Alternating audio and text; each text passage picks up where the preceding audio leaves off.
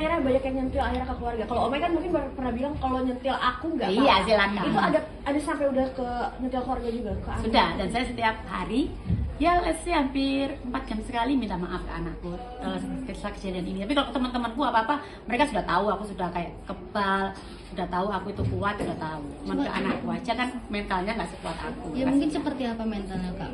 Keguncangan mental anak, apalagi cucu juga kan. Pasti dia kurang nyaman lah, pasti kurang nyaman. Dia yang nggak tahu apa-apa, cucuku nggak tahu apa-apa diserang karena mamanya yang sedang bisa dibilang ada masalah ini. Tapi yang bisa saya lakukan apa? Ya minta maaf, harus kuat gitu. Udah, yang bisa menguatkan aja gitu. Tapi Omay, akhirnya kemarin banyak yang bilang dan sebagainya, sepuh dan sebagainya. Itu Omay mau tanggepin terserah, mau nggak ditanggepin terserah. Ini gimana nih Omay? Nggak apa-apa ya, mau gimana? I cannot stop people untuk nulis. Yang aku bisa lakukan adalah ke timku, jangan respon. Mau blokir silakan, mau di delete silakan, mau dihapus silakan, jangan direspon. Sebenarnya setelah kejadian itu, aku itu sudah nggak respon selama 7 hari. Bisa dilihat setelah saya men-take down videoku yang pertama pada tanggal berapa ya Mam ya? Setelah saya operasi, beberapa jam setelah operasi saya take down videonya, itu saya tidak respon selama 7 hari. Saya dihujat, dibully, diserang, itu saya diemin. Nggak akan ada kalian bisa menemukan satupun saya respon ini dan itu, walaupun saya tetap diserang, tetap diapa, video tetap dinaikkan segala macam. Saya memilih untuk diam sampai akhirnya setelah 7 hari itu serangannya tambah tajam, makanya saya bilang, ayo kalau mau ketemu saya kasih 100 juta yang gitu. Tapi apalagi pada nge-spill foto-foto masa lalu. Itu nggak apa-apa, ini bukan yang pertama kali foto-fotoku, videoku di-spill, itu nggak apa-apa. Mau gimana lagi loh, memang itu aku kayak gitu. Alhamdulillah sekarang saya seperti ini gitu. Saya nggak menyesal menjadi saya yang dulu, saya senang menjadi saya yang sekarang. Itu semuanya kan butuh proses.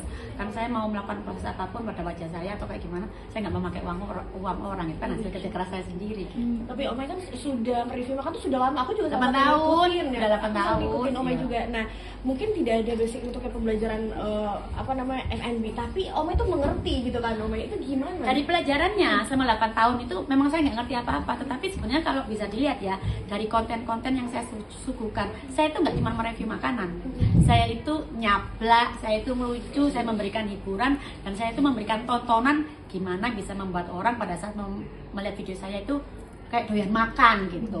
Itu semuanya ada prosesnya, seperti saya melakukan intermittent fasting, saya pastikan sebelum saya makan saya itu lapar gitu, nggak melulu saya itu mereview gitu. Tapi dari perjalanannya saya mereview ke sana ke sini, masa di rumah itu kan pasti ada ilmu, dan saya juga manusia biasa, pasti saya pernah melakukan kesalahan pada saat saya mereview. Dari situ saya belajar untuk tidak melakukan kesalahan yang sama gini, dan itu yang saya coba untuk sharing ke yang lainnya gitu. Tapi Omay benar ada ancaman gak sih Omay sekarang? Nggak. Apa banyak banget di sosial media? Iya, nggak ada. Banyak banget. Saya terus terang emang nggak pegang TikTok saya, Siapa? timku. Dari tim. Iya, saya tuh pegang YouTube sama pegang Facebook, yang lainnya dikelola anak-anak. Jadi yang ada di platform sosial media saya jelas sebelum naik dipastikan thumbnailnya ini, captionnya ini, musiknya ini, udah gitu udah selebihnya anak-anak. Tapi tim akhirnya memilih untuk kayak udah Omay nggak boleh lihat ini, nggak boleh lihat itu, Nggak kayak gitu, pikiran, nggak dilarang kayak gitu-gitu. Nggak, anak-anak kan udah tahu saya. Ini itu bisa dibilang kehebohan besar. Sebelum ini kan sudah pernah kehebohan besar yang sampai saya tuh ditinggalkan followersku, ditinggalkan subscribersku. Aku kayak benar-benar memulai dari awal. Jadi bukannya aku yang sok mental baja, ya sudah biasa kayak gini-gini itu. Gini loh ngelihatnya itu. Kita itu kayak di di sanjung-sanjung. Setiap hari kita terima. Ya sekali-kali misalnya ada kejadian kayak gini, ya sudah nggak apa-apa gitu. Patokanku tuh selalu gini. Agnes Monica, Ayu Ting Ting, Nikita Mirzani. Udah itu aja. Kenapa? Mereka itu adalah wanita-wanita yang cantik, wanita-wanita yang super talented, bisa jaga anak, bisa bekerja menghasilkan uang. Apa yang mereka nggak bisa? Bisa. Tapi apakah mereka punya haters? Punya. Apalagi saya yang kayak gini, ya itu nggak apa-apa. Tapi kamu kenapa sih awalnya tuh pengen bantu? Bukan pengen bantu, kayak pengen apa ya, ikut andil dalam kasus ini? Iya, sebenarnya membantu. Ya karena saya tahu perjuangannya Bang Madun.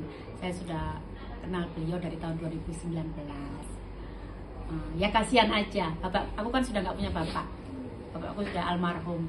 Jadi kayak lihat Bang Madun tuh ya memposisikan bapak saya kayak gitulah. Cuman kasihan aja, mungkin storytelling saya salah, cara ngomong saya salah, tapi sebenarnya kedua-duanya aku sayang. Ke Bang Madun, ke Cucu aku sayang, kedua-duanya sayang gitu. Mungkin kesannya itu memang saya itu lebih membela Bang Madun kan, tapi nggak ada saya kayak nyalain Cucu, nggak ada. Walaupun kayak saya diserang, apapun nanti yang diceritakan dulu bakal dikeluarkan di apa, semua yang diceritakan oleh orang-orang yang pernah datang ke saya akan tetap ada di saya. Kan kasus ini sampai kemana-mana nih, jadi melebar-lebar. Dan awal kan karena juga Kak Omay nge-share percakapan antara mertua Kode Blue dan juga Kan saya nggak menunjukkan wajahnya, nggak menunjukkan apa-apa, dia ngomong gini doang. kayak kayak men-share nama ya. Doksi. Itu yang nama aja, tapi kan ada itu WA apa chat-chatan, itu bukan saya. Saya diem aja, mau ngomong apa emang itu bukan saya, mau dicek kayak apa ya memang bukan saya, mau gimana. Saya nggak pernah menyebarkan chat apa itu, nggak ada. Yang di live itu gimana? Yang di live ya itu doang, saya ngomong nunjukin itu doang. Tapi kemarin sudah ke Bang Fahmi kan, tapi nggak ada nunjukin wajah atau apa nggak ada. Tapi kalau Oma kan sempat bilang kalau beliau Kode Blue itu nggak ada basic F&B dan juga sosokan bisa nge-review. Mungkin itu sempat cari tahu background dulu apa gimana sih Kak Omay? Saya sudah dengar dari seseorang, tapi menurut saya ya, orang yang punya hati nurani, menurut saya ini ya, ini yang saya omongin Bang Madun ya, harusnya kalau memang punya basic F&B dan segala macamnya, reviewnya yang baik sedikit gitu loh, kasihan. Itu doang, aku tuh itu doang. Pokoknya kasihan aja gitu doang loh. Tapi yang diam-diam saya juga banyak, yang DM jadi takut warungnya. Jadi mereka nggak konsentrasi nih, bikin rasa makanan yang enak. Konsentrasi takut didatangin food vlogger lah, itu kan sudah melenceng gitu. Saya nggak mau kayak gitu-gitu. Mungkin cara saya salah, saya gone too far atau apa, sebenarnya dari hati ya itu doang, kasihan. Tapi setelah tahu beliau adalah punya pengalaman di basic F&B dan juga lulusan S2 gimana Nggak kalau? apa-apa, bagus dong. Harusnya S2 nge-reviewnya nggak seperti itu dong. Masa Farida Nurhan yang cuma lulusan SD SMP bekas pembantu bisa bertahan sampai 8 tahun dan berusaha untuk tidak menyakitkan orang, ya harusnya nge-reviewnya nggak kayak gitu dong. Kalau mau nge-review habis-habisan, datangnya ke restoran. Tapi harus tahu kalau mau nge-review yang di UMKM, yang harganya mungkin ya wajar-wajar saja gitu saja. Ya jangan terlalu serius, apalagi sampai maaf menyakiti. Gitu. Bisa kan diomongin baik-baik gitu. Itu aja sih, itu aja. Itu takutnya UMKM itu kayak takut didatangi vlogger, itu doang. Tapi Omay setelah after semuanya ini terjadi, Omay akhirnya kan berani juga untuk ke TV dan sebagainya. Itu ada gojangan nggak mikir kayak aduh, enggak ada. Saya setiap hari happy aja. Kalau pengen ngeliat kehappian saya tuh lihat di Facebook. Setiap hari itu video saya tuh ada sekitar 6-7. Nggak mikirin gitu-gitu aku. Tapi Biasa aja. Kayak tadi kan saya datang, ya kan saya langsung mau. Gitu saya tahu ada Nasar, saya langsung mau. Saya nggak mikirin pertanyaannya, apanya. Masalah nanti video saya dipotong-potong sama bahasa dipotong-potong, terserah akarku saya enak ngurus. udah kemana-mana gini masalahnya, tapi nyesel nggak sih Kak Omay jadinya berlarut-larut dan malah Enggak, itu nanti akan berhenti dengan sendirinya kan. Kan ada yang sudah lagi, pasti itu lagi. Enggak apa-apa, sudah enggak apa-apa. Oke, Omay, tapi akhirnya setelah ini semua Pesan saya, ini pesan dari Omay ya, buat UMKM, buat pedagang-pedagang gerobakan, yang punya rumah makan, jenengan semuanya nggak usah takut, nggak usah khawatir, nanti didatangin food vlogger. Food vlogger itu sebetulnya bagus kok, baik. Mereka mencari uang, mencari sesuap nasi, sekaligus kalau bisa ya kayak membantu untuk memasarkan makanannya. Siapa tahu memasarkan makanannya itu rezekinya bertambah, kayak gitu. Nggak usah takut didatangin food vlogger, konsentrasi aja ke kualitas makanannya dan segala macamnya. Kalaupun nanti ada food vlogger datang terus ada masukan, enggak apa-apa.